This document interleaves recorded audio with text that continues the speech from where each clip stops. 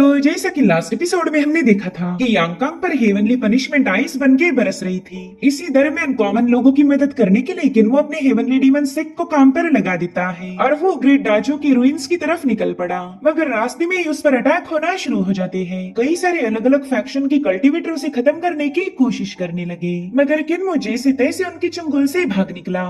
अब आगे तो इस एपिसोड की शुरुआत उसी सीन से होती जहां पर किन्मो ने कल्टीवेटर को काफी बुरी तरह से घायल कर दिया, जिसके बाद वो अपनी फ्लाइंग कैरेज पर वापस आ जाता है। उसे पता था कि इन सारे फैक्शंस ने अलायंस बनाकर उसे खत्म करने की प्लानिंग की है और ये सारे दुश्मन हायर लेवल के कल्टीवेटर्स थे, जहां तक किन्मो अभी तक पहुंच ही नहीं पाया। यानी कि किन्मो पावर्स के मामले में उनके सामने काफी ज्यादा कमजोर था। और इतने में वहां पर बहुत ही स्ट्रॉन्ग ऑरा रिलीज करते हुए हेवनली सोर्ड्स रिलीज होने लगी। उन फ्लाइंग सोर्ड्स की जबरदस्त ऑरा से इनकी शिप का बैलेंस बिगड़ जाता है। किन्मो की फ्लाइंग कैरिज तो एक एक फ्लाइंग सोर्ड को हिट करते हुए आगे बढ़ने लगी। और अगर हुलिंग की बात की जाए तो वो बेचारी रस्सी से टंग चुकी थी। वो परेशान होते हुए कहने लगी कि नए साल को सेलिब्रेट करने के लिए हमें बहुत बड़ी कीमत चुकानी पड़ रही। इधर किन्मो ने देखा कि कई सारी फ्लाइंग सोर्ड्स नीचे से आकर उसके कैरेज पर हिट होने वाली है, तो तुरंत ही ड्रैगन किलिंग को साइड में हटाते हुए शिप का कंट्रोल अपने हाथ में ले चुका। मगर फिर भी उसकी फ्लाइंग कैरेज का फ्लाइंग सोर्ड से कॉन्टैक्ट हो गया, जिसमें किन्मो का जहाज पूरी तरह से डैमेज हो जाता है। और अब फाइनली उसका दुश्मन फ्लाइंग सोर्ड पर सवार होकर उसके सामने अपीयर हो गया। मगर फिर भी किन्मो को रोकना उसके लिए इम्पॉसिबल था। वो तो बड़ी ही तेजी से अपनी शिप को घुमाते हुए आगे की तरफ बढ़ने लगा। वो तो अपनी तरफ से फ्लाइंग कैरेज को बचाने की पूरी कोशिश कर रहा था, लेकिन यहाँ पर एक दुश्मन थोड़ी ना है, बल्कि दुश्मनों की पूरी फौज थी जो कि हाथ धोकर उसके पीछे पड़े हैं। वो लोग दो जायंट फ्लाइंग सोर्ड्स के दरमियान किन्मो और उसकी शिप को क्रश करने की फिराक में थे। यहाँ पर किन्मो के लिए बिल्कुल भी रास्ता नहीं था, ना ही वो पीछे मुड़ सकता है और ना ही वो आगे जा सकता है। इसलिए वो हेवनली डीमन गॉड से कहने लगा कि जल्दी से बाहर आकर मेरी मदद करो। मगर डीमन गॉड को तो उसे परेशान होता हुआ देखकर मजा आ रहा था। वो तो बड़ी आराम से बैठकर किन्मो को बताने लगा कि आफ्टर ऑल मैं हेवनली realm का सुप्रीम रूलर हूँ और तुम चाहते हो कि मैं तुम्हारी जैसे मामूली कल्टीवेटर की जान बचाऊं। भला मैं ऐसा क्यों करूंगा? कम से कम तुम में इतनी तो अकल होनी चाहिए कि एक सुप्रीम रूलर के सामने प्लीज बोला जाए। अगर तुम प्लीज कहो तो मैं तुम्हारी मदद करने आ सकता हूँ। अब किन्मो के पास भी कोई ऑप्शन नहीं था, इसलिए वो मजबूर होकर गुस्से में उससे कहने लगा कि प्लीज बाहर आकर मेरी मदद करो। और उसकी रिक्वेस्ट सुनते साथ ही डीमन गॉड तुरंत ही उस स्टोरेज बैग में से बाहर आ गया। उसने तो अपनी डिमोनिक एनर्जी को रिलीज करते साथ ही वहाँ मौजूद हर एक फ्लाइंग सोर्ड अपने आप वैनिश हो गई, जो देखते साथ ही इन सभी कल्टीवेटर्स को काफी बड़ा झटका लग गया। उन्हें तो यकीन ही नहीं हो रहा था कि किन्मो के साथ एक डीमन गॉड भी है। वेल, डीमन गॉड के आते साथ ही किन्मो ने अपने फ्लाइंग कैरेज की स्पीड बढ़ा दी और किसी में इतनी हिम्मत नहीं थी कि वो उसका पीछा कर पाए। साथ ही आसमान से बड़ा ही अजीब सा लिक्विड सब्सटेंस निकलने लगा, जिसे देखकर ही वो सोर्ड कल्टीवेटर काफी ज्यादा हैरान थी। उसने पहले कभी ऐसी चीज नहीं देखी और उतने में वो सब्सटेंस उस पर गिर जाता है। वो उसे साफ करने की कोशिश कर रही थी, मगर तब तक काफी ज्यादा देर हो चुकी है। डीमन गॉड उससे कह रहा था कि तुम तो एक मामूली सी सोर्ड कल्टीवेटर हो, तुमने कोल्ड सोर्ड की प्रैक्टिस की है, यानी कि तुम्हारी बॉडी पूरी तरह से ठंडी होगी, तो क्यों ना मैं तुम्हारी बॉडी को थोड़ा सा गर्म करूं। तुमने अपने इमोशंस पर काबू रखते हुए खुद को काफी अच्छे से संभाल के रखा है, मगर कोई बात नहीं, अब तुम खुद की डिजायर्स को आजाद कर सकती हो। और उतने में वो सोर्ड कल्टीवेटर मदहोशी की हालत में अपने कपड़े उतारने लगी। डीमन गॉड कह रहा था कि काश मेरे पास थोड़ा सा वक्त होता, फिर तो बस कुछ ही देर में मैं तुम्हारी सारी डिजायर्स को अनलिश कर देता और फिर तुम पूरी तरह से मेरे डिमोनिक पाथ में खो जाती। मगर तब एक दूसरे कल्टीवेटर ने अपनी स्पेल की मदद से उस बंदी को डीमन गॉड के चुंगल से आजाद कर दिया। उस बंदी को तो खुद पर ही काफी ज्यादा शर्म आ रही थी कि वो डीमन गॉड की चाल में इतनी आसानी से फंस गई थी। इतना ही नहीं, वो अपने साथियों को बताने लगी कि किन्मो की शिप बड़ी तेजी से यहाँ से भाग रही है, मुझे नहीं लगता कि हम उस बंदे को पकड़ पाएंगे। जिस पर दूसरा बंदा बताने लगा कि तुम उसकी फिक्र मत करो, हेवनली डीमन सेक्ट के लीडर को पकड़ना हम सभी का मिशन है। इसमें मार्शल वर्ल्ड के न जाने कितने ही सारे सेक्ट ने आपस में अलायंस की, तो किन्मो की मुसीबतें इतनी जल्दी तो खत्म नहीं होने वाली। और ये बात किन्मो भी अच्छे से जानता था। वो कहता है कि हमने अभी तक बस मामूली कल्टीवेटर्स का मुकाबला किया, इनके लीडर्स का हमारे सामने आना अभी भी बाकी है। और उतने में एक बहुत ही खतरनाक स्लैश किन्मो की फ्लाइंग कैरेज पर हिट हो जाता है, जिसके चलते किन्मो की कैरेज एक्सप्लोड हो गई और मजबूरन किन्मो को अपने कैरेज से बाहर उतरना पड़ा। किन्मो तो हैरान होते हुए बताने लगा कि ये फ्लाइंग कैरेज बहुत ही स्पेशल आयरन हल से बनी हुई थी। अगर एक ही स्लैश में इसकी ऐसी हालत हो गई तो वो बंदा जरूर से हेवनली realm का मास्टर होगा। जिसके बाद वो ड्रैगन किलिन से कहने लगा कि जल्दी से अपनी स्पीड बढ़ाओ, हमें यहाँ से फटाफट से निकलना होगा। ड्रैगन किलिन भी बड़ी तेजी के साथ इन्हें लेकर भाग रहा था, मगर थोड़ी देर में वो पूरी तरह से एग्जॉस्ट हो जाता है। इसीलिए वो किन्मो और हुलिंग से कहने लगा कि तुम दोनों ने फटाफट से अपना वजन कम करना चाहिए, तुम दोनों काफी ज्यादा भारी हो। जो सुनते साथ ही हुलिंग तुरंत ही उसके नाक पर झगड़े करने के लिए पहुंच गई। वो कह रही थी कि मोटे हम नहीं बल्कि तुम हो, अगर अब भी तुमने अपनी स्पीड नहीं बढ़ाई तो नई साल की दावत पर तुम किसी का खाना बन जाओगे। और उतने में इन पर कई सारे स्लैशेस रिलीज होने लगे, जिसे ड्रैगन किलिन यहाँ से वहाँ मुंह होते हुए डॉच कर रहा था, मगर तब तक कई सारे स्लैशेस एक साथ ही उस पर हिट होने पहुंच चुके। तो ड्रैगन किलिन ने अपनी फायर को रिलीज करते हुए वहाँ पर एक जोरदार एक्सप्लोजन कर दिया, जिसमें उस कल्टीवेटर के सभी स्लैशेस डिस्ट्रॉय हो गए थे। साथ ही साथ किन्मो ने अपनी हेवनली आई को एक्टिवेट करते हुए उस मास्टर को ढूंढ लिया। वो तुरंत ही समझ जाता है कि ये तो एक हेवनली राउंड का कल्टीवेटर है, यानी कि यहाँ से भागना नेक्स्ट टू इम्पॉसिबल होगा। वो दूसरे कल्टीवेटर्स जैसे इसकी आंखों में धूल नहीं झोंक सकता। और उतने में ही किन्मो को वहाँ से थोड़ी दूरी पर इवल एनर्जी महसूस होने लगी। वो तुरंत ही समझ जाता है कि इसी लोकेशन पर न जाने कितने ही सारे डीमंस और गॉड्स मारे गए होंगे। हजारों सालों पहले यहाँ पर एक ब्लडी और ब्रूटल बैटल हुई थी, इसीलिए किन्मो तुरंत ही ड्रैगन किलिन को वहाँ पर रोकने का हुक्म देता है। जो सुनते साथ ही बेचारे ड्रैगन किलिन के तो मानो जान में जान आ गई। अब किन्मो ग्राउंड पर आते साथ ही अपनी पावर्स को एक्टिवेट कर चुका। उसने डिसाइड किया था कि वो सभी कल्टीवेटर्स का इसी जगह पर मुकाबला करेगा। सो किन्मो ने वहाँ पड़ी हुई हड्डियों को तुरंत ही अपनी एनर्जी की मदद से उछाल दिया। साथ ही हुलिंग भी अपनी पूंछ को बड़ी तेजी के साथ स्पिन करते हुए वहाँ पर हवा का फ्लो क्रिएट कर लेती है, और उसी हवा के फ्लो ने उन सारी बोन्स से मिलाकर एक प्लेटफॉर्म क्रिएट किया, जिसे डीमन अल्टर कहा जाता है। अब इस अल्टर को देखते साथ ही डीमन गॉड तुरंत ही किन्मो को मस्का मारने लगा। वो कह रहा था, बच्चे अगर तुम मेरे ट्रू फॉर्म को यहाँ पर समन करेगा तो फिर मैं एक ही सेकंड में इन सभी को मिटा सकता हूँ। तू भी ये बात अच्छे से जानता है कि इन नमूनों को खत्म करने में मुझे जरा भी वक्त नहीं लगने का। तो किन्मो ने भी तुरंत ही अपने स्टोरेज बैग को ओपन किया। उसने जैसे अपना हाथ आगे बढ़ाया, डीमन गॉड तो खुशी से झूम उठता है, क्योंकि वो दोबारा से इस दुनिया में आ सकता था। मगर तुरंत ही उसे पता चल जाता है कि ये बच्चा काफी ज्यादा शातिर है। किन्मो ने उसे नहीं बल्कि दूसरे डीमन गॉड को उठा लिया था, जो देख डीमन गॉड के ईगो पर हर्ट हो गया। मगर वो किन्मो को बता रहा था कि ये डीमन गॉड इतना पावरफुल नहीं जितना कि मैं हूँ। हेवनली realm में तो ये मेरा जूनियर है, तो मुझे नहीं लगता कि यहाँ पर तुम्हारी इतना ज्यादा काम आएगा। हालांकि किन्मो ने उसकी बातों को पूरी तरह से इग्नोर करते हुए अपने रिचुअल को शुरू किया। वेल इस बार वो बेयर डीमन गॉड को समन करने वाला था। उसके डिमोनिक मंत्रास को चैंटिंग करते साथ ही वहाँ की सारी इवल एनर्जी उस स्टैचू में समाने लगी, और इसी वजह से तो किन्मो ने इस लोकेशन को सिलेक्ट किया था, ताकि वो इस एंशिएंट बैटलफील्ड पर मौजूद इवल एनर्जी का अपने फायदे के लिए इस्तेमाल कर सके। तब तक वो टाविस्ट मास्टर भी वहाँ पर पहुंच चुका था। वो तो इस डीमन अल्टर को देखते साथ ही काफी ज्यादा हैरान हो जाता है। वहीं पर हुलिंग भी काफी ज्यादा पैनिक होते हुए किन्मो से कहने लगी कि वो कमीना बंदा यहाँ पर पहुंच चुका है, जल्दी से अपनी स्पीड बढ़ाओ। यहाँ पर टाविस्ट मास्टर गुस्से में किन्मो से कहने लगा कि तुम डीमन गॉड को समन करना चाहते हो, जो कि इस दुनिया के रूल्स के खिलाफ है। तुमने तो राइचस पाथ की धज्जियां उड़ा दी। और अब वो अपने धर्मा फॉर्म को एक्टिवेट करते हुए कहने लगा कि तुम्हारे जैसे इवल बंदे को जीने का कोई अधिकार नहीं, इसलिए हेवन के बिहाफ में मैं खुद तुम्हें पनिश करूंगा। डैशियंग काउंटी में हुई बैटल में तुमने मेरे न जाने कितने ही सारे दोस्तों को मार दिया था, तो आज उसका भी हिसाब होगा। वहीं पर हुलिंग ड्रैगन किलिन को बताने लगी कि जब तक ये रिचुअल पूरा नहीं होता तब तक तुम इस बंदे के साथ टाइम पास करोगे, जल्दी से जाकर इसे थोड़ा सा टहला कराओ। मगर ड्रैगन किलिन ने तुरंत ही इसके लिए मना कर दिया। भले ही ड्रैगन किलिन दिखने में खूंखार होगा, लेकिन हिम्मत के नाम पर तो हुलिंग से भी ज्यादा कमजोर होगा।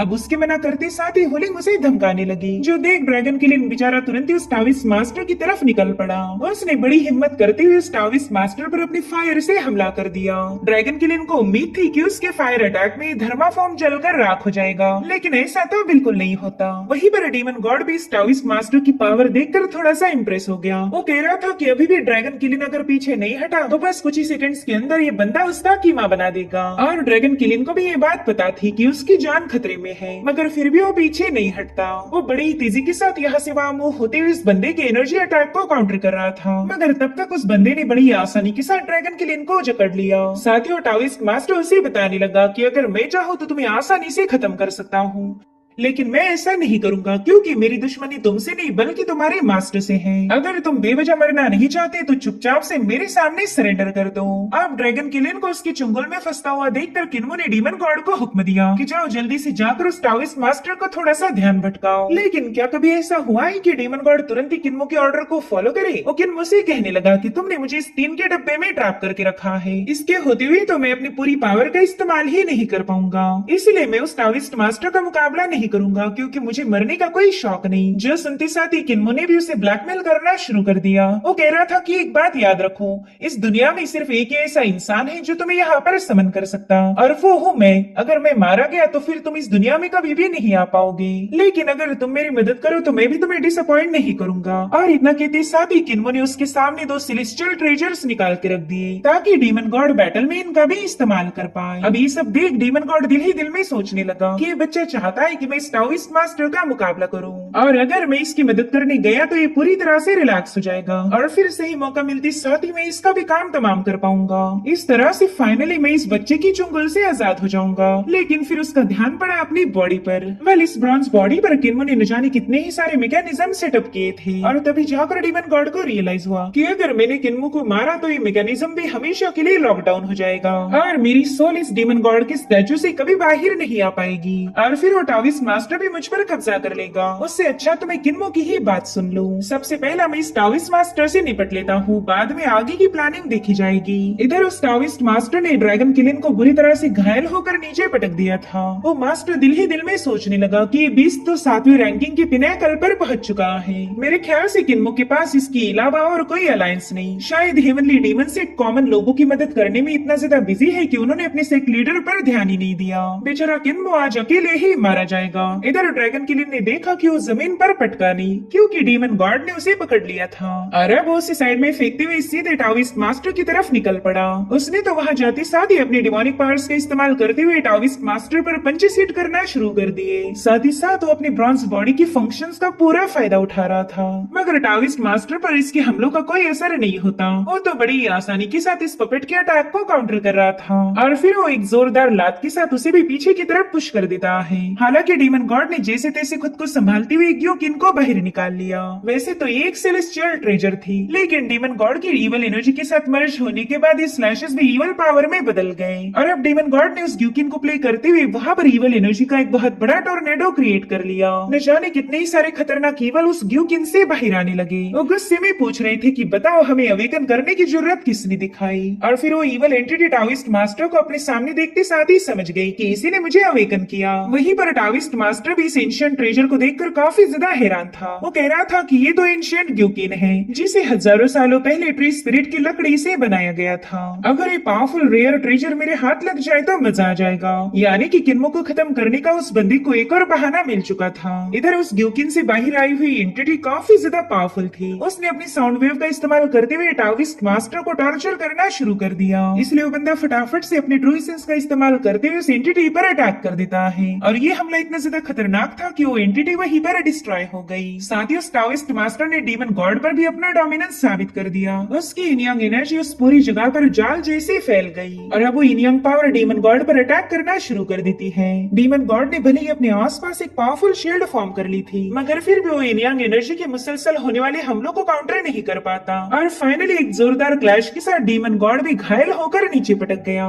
डीमन गॉड स्ट्रगल करते हुए कहने लगा कि तूने एक सुप्रीम रूलर का अपमान किया है, तुझे पता ही नहीं कि मैं कितना ज्यादा खतरनाक हूँ, और अब तूने इस राजा को गुस्सा दिलाई दिया है तो इसके अंजाम को भुगतने के लिए तैयार हो जा। वेल, यहाँ पर डीमन गॉड अपने एक डिमोनिक आर्टिफैक्ट के अंदर 1000 पगोड़ा को सेटअप कर देता है, यानी कि उसने 2 कंबाइंड ट्रेजर्स का इस्तेमाल किया था, और अब उसने अपने एक जोरदार पंच के साथ पगोड़ा की पावर्स को एक्टिवेट कर लिया, जो कि उस बंदे की इनियांग पावर को काफी अच्छे से काउंटर कर रही थी। टाओइस्ट मास्टर भी इस ट्रेजर को देखकर काफी ज्यादा हैरान था। उसके इनियांग सिजिल की पावर उसकी आंखों के सामने कोलैप्स हो गई, और अब अगला नंबर उसका था। 1000 पगोड़ा ने तुरंत ही उस बंदे पर अपने डिवाइन प्रेशर रिलीज करते हुए उसे अपने अंदर ट्रैप कर लिया, जो देखते साथ ही वो मास्टर काफी ज्यादा पैनिक हो जाता है। 1000 पगोड़ा में न जाने कितनी ही सारी लेयर्स बनी हुई थी, और वो सारी हेवनली प्रेशर रिलीज करते हुए उस टाओइस्ट मास्टर को नीचे की तरफ पुश करने लगी, और अब देखते ही देखते उस पूरे टावर में आग लग जाती है। यहाँ पर उस टाओइस्ट मास्टर के पास एस्केप करने का कोई तरीका नहीं था। वो देखते हुए आग बड़ी तेजी के साथ उस पर अटैक करने के लिए आगे बढ़ने लगी, तो टाओइस्ट मास्टर ने फटाफट से अपने इनियांग सिजिल को एक्टिवेट कर लिया। वो उसे एक शील्ड जैसा इस्तेमाल कर रहा था। साथ ही साथ उस बंदे ने अपने धर्मा फॉर्म को दोबारा से एक्टिवेट कर लिया, जो कि साइज में काफी ज्यादा ह्यूज था।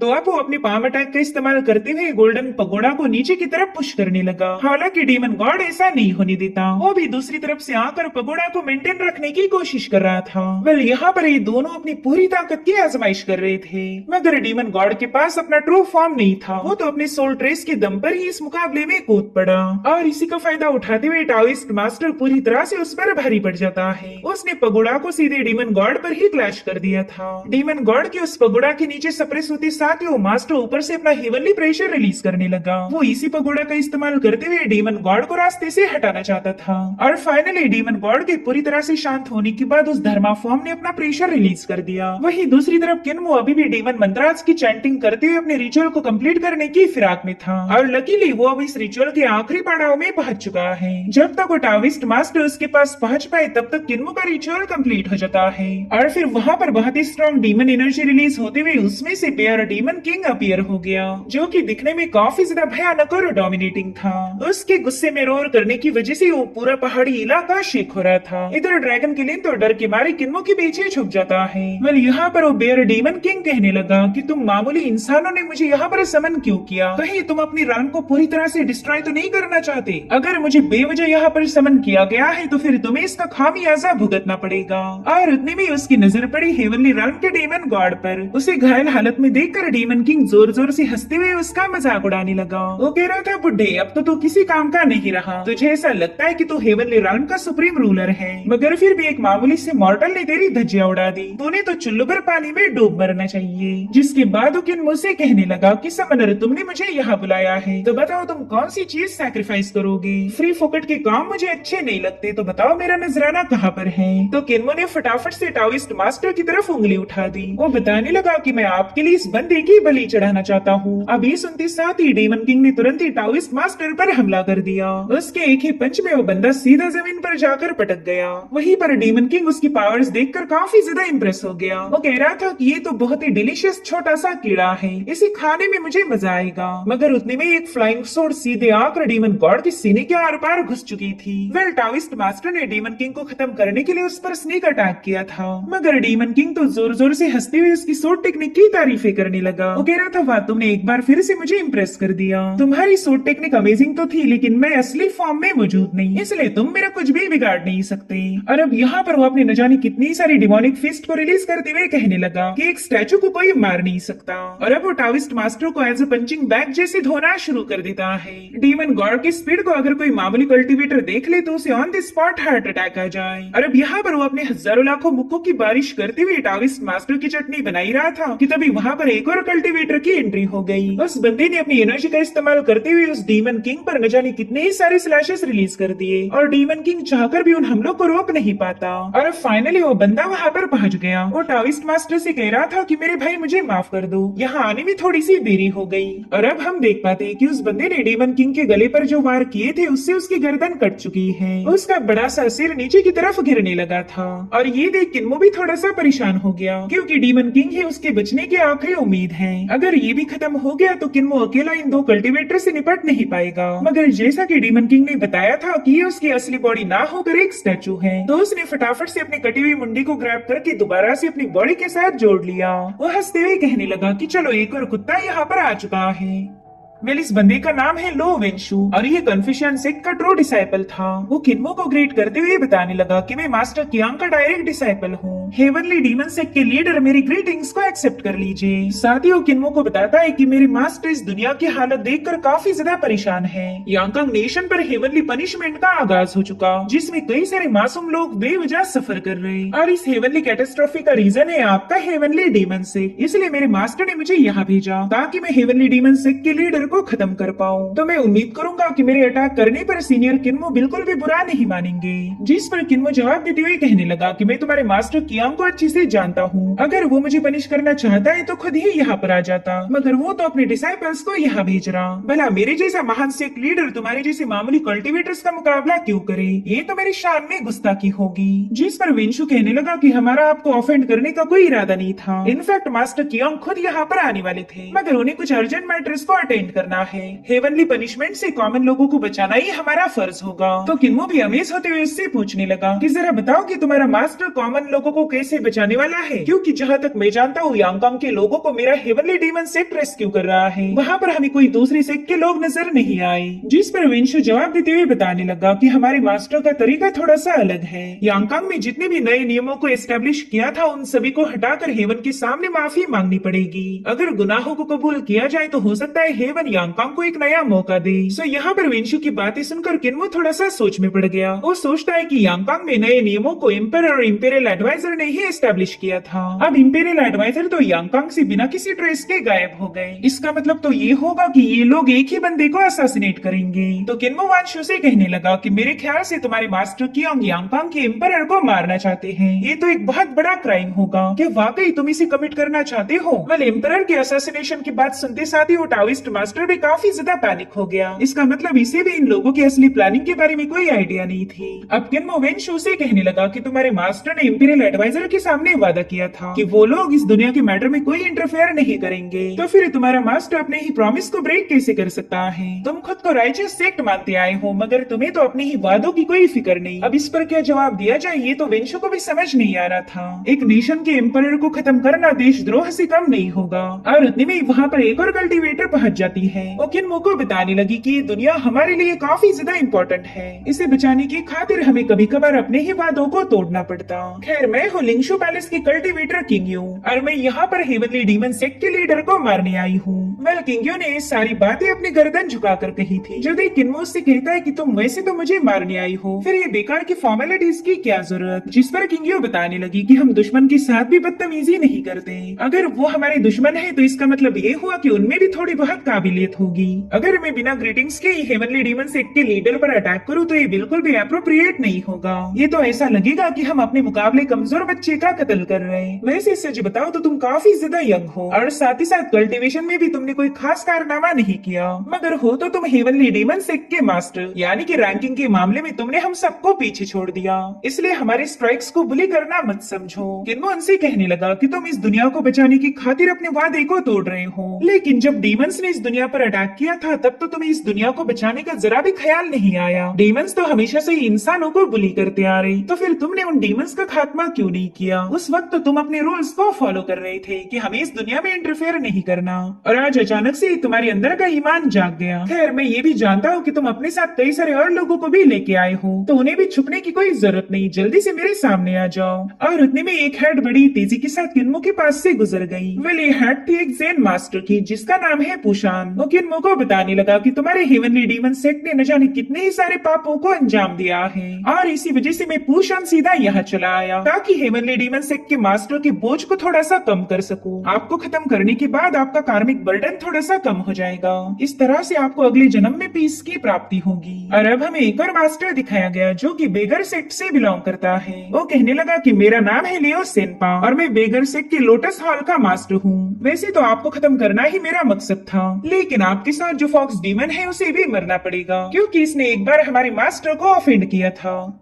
जो सुनते साथ ही होलिंग उस बंदे के साथ झगड़ा करने लगी। वो कह रही थी कि तेरा मास्टर एक नंबर का बेवकूफ है और जब तक मेरे मास्टर किन्मो जिंदा है तो मेरा कुछ भी बिगाड़ नहीं सकता। और इतना कहते साथ ही वो दोबारा से किन्मो की पॉकेट में जाकर छुप जाती है। वेल, यहाँ पर किन्मो काफी ज्यादा परेशान था। उसके सामने एक नहीं दो नहीं बल्कि 5 हेवनली रैंक के मास्टर है। किन्मो चाहकर भी एक साथ इनका मुकाबला नहीं कर सकता था, और ये बात वो लोग भी अच्छे से जानते थे। वहीं पर टाओइस्ट मास्टर खुश होते हुए कहने लगा कि आज मेरी वजह से हेवनली डीमन सेक्ट का मास्टर बुरी मौत मारा जाएगा। ये तो हमारे लिए एक ग्लोरियस मोमेंट साबित होंगी। तो चलो दोस्तों, एक साथ मिलकर इस बंदे का खात्मा किया जाए। हमारी दुनिया में शांति कायम करने का बस यही एक तरीका है। जिस पर किन्मो कह रहा था कि तुम इस दुनिया में कोई शांति नहीं लाना चाहते। अगर तुम्हें अच्छे काम करने होते तो तुम कॉमन लोगों की मदद करते, लेकिन ये काम तो मेरा हेवनली डीमन सेक्ट कर रहा। तुम लोग तो सिर्फ अपने फायदे के लिए यहाँ आए हो ताकि एम्परर, इंपीरियल एडवाइजर और मुझे रास्ते से हटा सको। तुम्हारे ये so called righteous sect demon से भी ज्यादा ब्रूटल है। तुम्हारे जैसे लोगों की की इतनी भी औकात नहीं कि मेरे सामने आकर अपना मुंह चला सको। अब किन्मो की ये सारी बातें सुनते साथ ही उन सभी लोगों ने अपने धर्मा फॉर्म को एक्टिवेट करना शुरू कर दिया। वो लोग किन्मो से कह रहे थे कि तुम एक डीमन हो, इसलिए तुम्हारी बातों से हमें ज्यादा फर्क नहीं पड़ता। हम राइचस सिख के लोग जरूर से इस दुनिया में जस्टिस को एस्टेब्लिश करेंगे। अरे अब देखते देखते उन पांचों लोगों ने एक साथ मिलकर किन्मो पर अटैक कर दिया। तो किन्मो भी डीमन किंग को वहाँ पर समन कर लेता है। वो उससे कहने लगा कि द ग्रेट डीमन किंग, मैं इन सभी लोगों की आपके सामने बलि चढ़ाना चाहता हूँ, मेरी तरफ से इनकी बलि को एक्सेप्ट कीजिए। तो डीमन किंग भी अपना सीना चौड़ा करते हुए इन पांचों के सामने खड़ा हो गया। और इसी के साथ एपिसोड यहीं पर एंड हो जाता है। Thank you so much for watching. Bye bye, take care.